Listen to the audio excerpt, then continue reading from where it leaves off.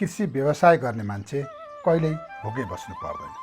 त्यसैले त हाम्रा पुर्खाले कृषि व्यवसायलाई उत्तम व्यवसायको रूपमा परिभाषित गरेका थिए।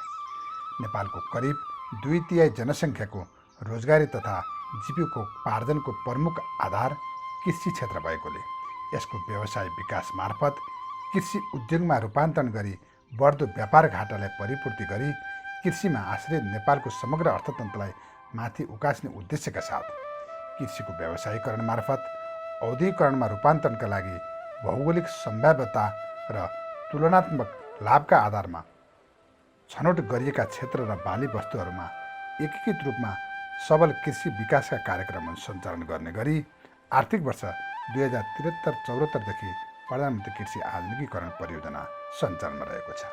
नेपालभर सहर केन्द्रित बसाइसराईको बढ्दो क्रमले त्यस्ता सहरहरूमा कृषिजन्य उत्पादनहरूको माग निरन्तर बढ्दो छ। यस परियोजनाले यस्ता साना तथा ठुला सहरी क्षेत्रहरूमा कृषि बजारका पूर्वाधारहरू खडा गर्ने र त्यस्ता पूर्वाधारहरूसँग लक्षित उत्पादन केन्द्रहरूलाई जोड्ने गरी कार्यक्रम सञ्चालन गरिरहेको छ। नेपालमा पछिल्लो समय कृषियोग्य जमिन कङ्क्रिटको सहरको रूपमा परिणत भइरहेको छ। यस्तो अवस्थामा थोरै जग्गामा पनि धेरै उत्पादन गर्न सकिने प्रविधिको माग बढ्दो छ। यिनै मागलाई मध्यनजर गर्दै परियोजना कार्यान्वयन इकाइ तरकारी सुपरजोन कास्कीले हाइटेक र सेमी हाइटेक प्रविधियुक्त कृषि विकासको कार्यक्रम पोखरा महानगरपालिकामा सञ्चालन गरिरहेको छ। विचार पुर्याएर काम गर्न जान्यो भने थोरै जग्गामा पनि कृषि र पशुपालन व्यवसाय सहितको पूर्ण व्यवसाय गर्न सकिन्छ। यस्तैमा 3 वर्ष अगाडि परियोजनाको आर्थिक अनुदानमा प्राप्त हाइटेक प्रविधियुक्त प्लास्टिक घरबाट कृषि व्यवसाय सुरु गरी उत्पादन, बिक्री र खानपान सहितको व्यावसायिक सफलता हात पार्न सफल एक दम्पतिको व्यावसायिक यात्रालाई आजको कार्यक्रममा प्रस्तुत गर्ने जमर्को गरेका छौँ।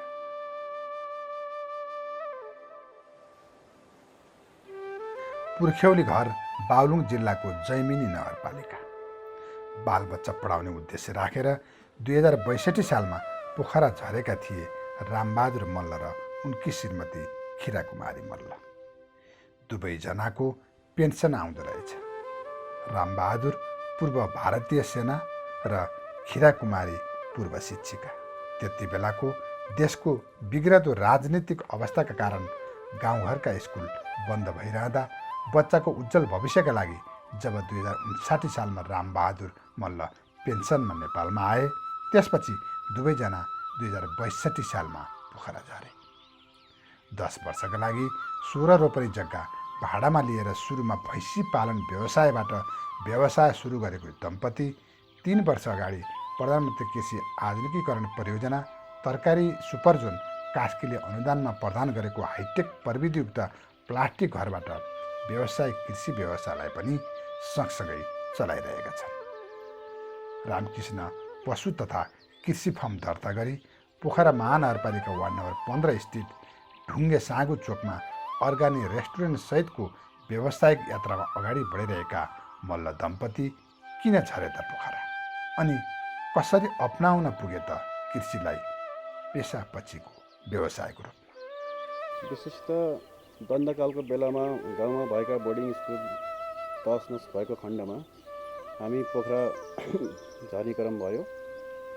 त्यसैलाई बिस्तारै अगाडि बढ्दै अनि केही आवश्यकता पूर्ति हुँदै गए, केही आवश्यकता थपिँदै गए। अनि समग्र हेर्दाखेरि यो तरकारी व्यवसाय, गाई भैँसीको दुधहरू निकै यहाँ आवश्यकता महसुस गरियो हामीले। त्यसैले यसपछि लाग्यो र अनि यसको व्यवसाय सुरु गरियो। अनि पहिला त गाई भैँसी नै पाल्ने भन्ने सोच राखिएको थियो। गाई भैँसी पालेपछि गोबर व्यवस्थापन कता गर्ने, अब जग्गा पनि ठुलो लिइयो। अनि त्यसै खण्डमा तरकारी लगाउने सोच भयो। तरकारी लगाएपछि अर्ग्यानिक चिजहरू कता बेच्ने, अनि गर्दा हामी माछा पालनतिर लाग्यो। अनि फेरि हाँसहरू, कुखुराहरू, यसलाई अब सबै चिज अर्ग्यानिक भए किनभने एउटा अर्ग्यानिक कटेज पनि खोलौँ भन्दाखेरि अहिले फेरि अर्ग्यानिक कटेज पनि सञ्चालनमा आइरहेको छ। व्यवसाय सञ्चालन गर्न वरिपरिको समाज पनि राम्रो हुनुपर्छ। सुरुमा कृषि व्यवसाय सुरु गर्दा यहाँको समाजले कसरी हेर्थ्यो त मल्ल दम्पतिलाई। खिरा आफैलाई थाहा थिएन कि कृषि व्यवसाय पनि यति राम्रो हुन्छ भनेर। कृषि पेसा पनि व्यावसायिक गरेर यति राम्रो हुन्छ भन्ने जस्तो पहिला सोच पनि थिएन। कृषि व्यवसायिक गर्दाखेरि यो चाहिँ राम्रै हुँदो रहेछ। हामीलाई अहिलेसम्मको सहयोग भएको भनेको यो सुपरजोनबाट, प्रधानमन्त्री कृषि आधुनिकीकरण परियोजना सुपरजोनबाट हामीलाई 3 वर्ष भयो होइन, 3 वर्ष अघि एउटा यो हाइटेक टनेल दिनुभएको थियो र त्यसमा एउटा सहयोग चाहिँ त्यो हो। समयले जस्तो माग गर्छ जे जे आवश्यकता हुन्छ त्यही अनुसार हामी थप्दै गएका छौँ। अनि त्यसपछि त्यति गरेपछि अर्ग्यानिक उत्पादन यहाँ निकालिसकेपछि हामीले यहाँ खुवाउनु पनि पाउनुपर्छ, यहाँ खुवाउनु पनि पर्छ भनेर हामीले यो कटेज पनि बनायौँ। हामीले अर्ग्यानिक नै खुवाउँछौँ भनेर कटेज बनायौँ र यहाँ चाहिँ हामीले त्यही उत्पादनलाई ल्याएर पशुपक्षी पनि यहीँ पालेका छौँ, हाँस पालेका छौँ। रमणीय पोखराको व्यस्त सडकबाट थोरै भित्रपट्टि एउटै फर्मभित्र एकातिर तरकारी खेती, अर्कोतिर भैँसी, कुखुरा र हाँस, यो सब कसरी व्यवस्थापन भइरहेको छ यहाँ? हाम्रो 2 जना बाबु हुनुहुन्छ गोठतिरको कामको लागि। यो हाँस कुखुरा यता रेस्टुरेन्टतिर, यो भान्साघरतिर म सम्हाल्छु। तरकारीतिर अब तरकारी टिप्ने, तरकारीमा अब गोडमेल गर्ने, मल खाद दिने म्याडमले गर्नुहुन्छ। अथवा समयअनुसार अब कहीँ बढी आवश्यक जनशक्ति पर्छ भने त्यहाँ फेरि बाहिरबाट पनि हायर गर्न सकिन्छ, अथवा यिनको बाबुहरूलाई पनि समय मिलाएर त्यहाँ लगेर काम गरिन्छ। कामलाई पूजा मान्ने खिरा अर्ग्यानिक रेस्टुरेन्ट समेत चलाएपछि हरपल परिवारसँगै हातेमालो गरेर कृषि कर्म गरिरहँदा पैसा पनि कमाउने, परिवारसँग पनि रमाउने, साथै शारीरिक व्यायाम पनि हुने भएको हुँदा खुसी व्यक्त गर्छ। छिमेकी बिहानै सडकमा हिँडिरहँदा खिरा आफ्नो तरकारी फर्ममा रमाइरहेकी हुन्छ। खुसीले अपनाउने, प्रकृतिसँग रमाउने यो पेसा सबैलाई मिल्दैन। त्यसैले त खिरालाई यो व्यवसायप्रति गर्व छ। व्यवसाय काम पूजा हो। जे काम गरे पनि, जतिसुकै सानो काम गरे पनि, जे गरे पनि पूजा मान्छु कि मैले कामलाई। यो कामले चाहिँ हामीलाई चाहिँ सन्तुष्टि दिएको छ, हामी चाहिँ खुसी छौँ। यो चाहिँ महिलाले पनि अब भित्री व्यवसाय गरेर महिलाले गर्ने व्यवसाय पनि त हुँदा रहेछन्। परिवारमै सँगै बसेर पनि त व्यवसाय गरेर 2 पैसा कमाउन सकिँदो रहेछ भन्ने किसिमको पनि उदाहरण नै भएको छ। समाजले चाहिँ होइन केही न केही गर्ने मान्छे हुन्, यिनीहरूले गर्छन्। जुन दिन मैले तरकारी खेती गरेर गर्न थालेँ त्यो दिनदेखि मेरा छिमेकी दिदीबहिनीहरू कौसीमा लगाएर वरपर लगाएर जसरी पनि अलिकति त निर्वाह गर्नुपर्छ, उहाँलाई हेरेर पनि हामीले केही न केही गर्नुपर्छ। जति बेलासुकै झोला बोकेर हिँड्दा त शरमै भयो भनेर उहाँहरूले पनि लगाउन सुरु गर्नुभएको छ। मैले चाहिँ 21 वर्ष शिक्षक पेसामा लागेर अनि त्यसपछि हामी रिटायर भएपछि केही गर्नुपर्छ भन्ने किसिमको सोचले चाहिँ हामी यो गरेका हौँ। र हामी चाहिँ एउटाले अर्काको केही चिज पनि खानु पर्दैन, माग्नु पर्दैन, सेयर गर्दा हुन्छ। र हामीहरू चाहिँ यसमा निकै खुसी छौँ। यो पेसा भनेको एकदम खुसीले गर्ने पेसा हो। यो चाहिँ एकदम रमाइलो छ। यो प्रकृतिसित रमाउने भन्ने कुरो चाहिँ सबैलाई मिल्दैन। हामी प्रकृतिसित रमाउन पाएका छौँ। यहीँका सबै हामीले उत्पादन गरेका अर्ग्यानिक चिज खान पाएका छौँ। हामीले अर्का बनाएको कति बिख राखेको होला भनेर मान्नै परेको छैन, सङ्कोच मानी खान परेको छैन। मेरो यस्तो स्वस्थ छ भनेर ढुक्क भएर खान पाएका छौँ। जे खोजे पनि हामीलाई यहीँ अघिति रहेछ, मासु खोजे यहीँ अघिति रहेछ, दुध खान मन लाग्यो यहीँ छ, दही खान मन लाग्यो यहीँ छ, अनि त्यसपछि तरकारी खान मन लाग्यो के खालको तरकारी खाने हो यहीँ छ। अनि त्यसपछि हामी एकदम रमाइलो लाग्छ सर। मलाई त यो पेसा भनेको त रमाउने पेसा हो। 2-4 पैसा कमाउने, रमाउने, परिवारसँगै बस्ने, बिहानदेखि बेलुकीसम्म आफ्नो परिवार सबै सँगै बसेर हातमालो गर्न पाइने। कृषि व्यवसायमा विद्यमान विविध समस्याबारे पनि यो परिवार सचेत देखिन्छ। सरकारी निकायबाट भएका प्रयासलाई प्रशंसा गर्दै थप यी विषयमा सम्बोधन हुनुपर्ने माग छ खिराको। कृषि पेसामा अलिकति समस्या छन्। सरकारले पनि गरेको छ, नगरेको होइन। हाम्रो महानगरपालिकाले पनि गरेको छ, सुपरजनले पनि गरेको छ, गर्नुभएको छ। सुपरजनबाट नि महानगरपालिकाबाट पनि गर्नुभएको छ, सहयोग गर्नुभएको छ कि यो पेसामा चाहिँ गर्नुपर्छ भन्ने पनि छ। सबैले लागि पर्नुभएको पनि छ, गर्नुभएको पनि छ। तर यसमा चाहिँ सुधार्न पर्ने पक्षहरू पनि मैले अलिकति धेरै नै देख्छु।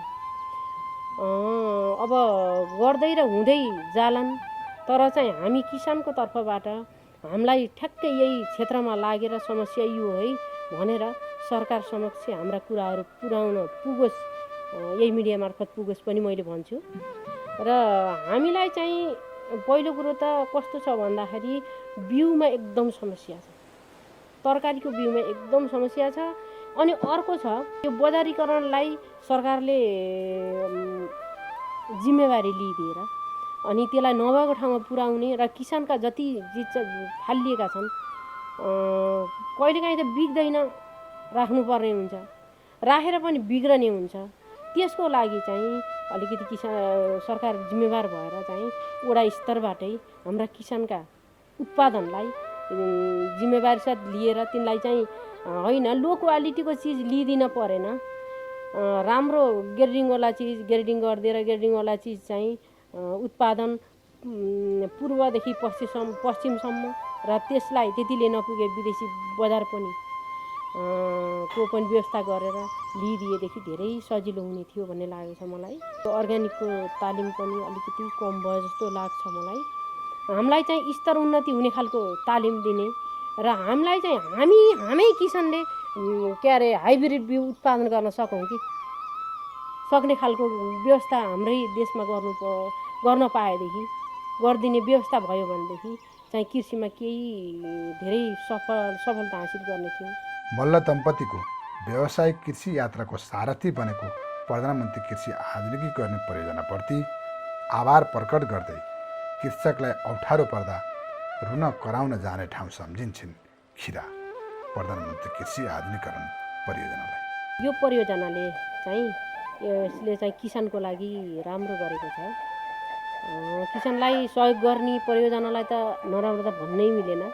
किसानलाई सहयोग गर्दै आउनुभएको छ र उहाँहरूको सहयोगमा नै हामीसँग त्यति बेला यो परियोजनाको यो हाइटेक बन्ने बेलामा हामीसँग त्यति धेरै टनेलहरू पनि थिएनन्, हामीलाई टनेलको दुःख थियो।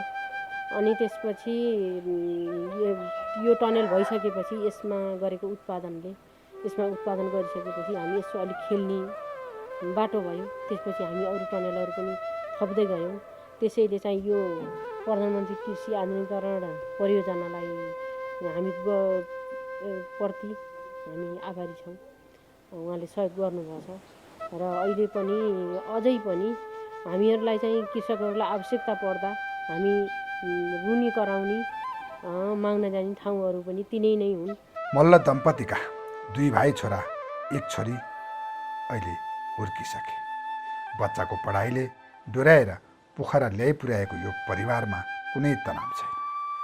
ब्याचलर सकाएर जेठो छोरो जापान, ब्याचलर सकाएकी छोरी पोखराका एक प्रतिष्ठित कम्पनीमा म्यानेजर छिन् भने कान्छो छोरो बुवा आमाको काममा सहयोग गर्दै पढ्दैछन्। नितान्त पारिवारिक पशु तथा कृषि फर्मले मल्ल परिवारमा ल्याएको खुसी साट्न उनीहरूको अर्ग्यानिक रेस्टुरेन्टमा गएपछि थाहा हुन्छ। म 16 वर्षमा भारतीय सेनामा भर्ती भएँ र 18 वर्ष जागिर गरेर तत्पश्चात पेन्सन निक्लेँ। 2059 सालमा पेन्सन निक्लेँ। त्यतिखेर दण्डकालको स्थितिमा छोराछोरी गाउँबाट यहाँ ल्याउने अवस्था आयो र तिनीको सिलसिलामा पछि गएर यस्तै सोच राखेर यो व्यवसायतिर लागेँ। मेरो 3वटा बच्चा हुन्। ठुलो छोरो बेचलर गरेपछि अहिले जापानतिर छ। छोरी बेचलर गरेर औद्योगिक क्षेत्रभित्र रहेको एउटा प्रतिष्ठित कम्पनीमा रिलेसन म्यानेजर छिन् र कान्छो छोरो अहिले पढाइ निरन्तरता छ। वैदेशिक रोजगारीमा गएका युवाका परिवारले बसेरै दिन फालेको देख्दा खिरालाई दिक्क लाग्छ। गच्छे अनुसार आफूले पनि कृषि व्यवसाय गरेर घर खर्ची मात्र चलाउन सक्यो भने जागिरको पैसा त बस्थ्यो। खिरा अगाडि भन्छन्, बेच्न सक्ने गरी लगाउन नसके पनि आफूलाई खानसम्म भए पनि सबैले तरकारी लगाउने।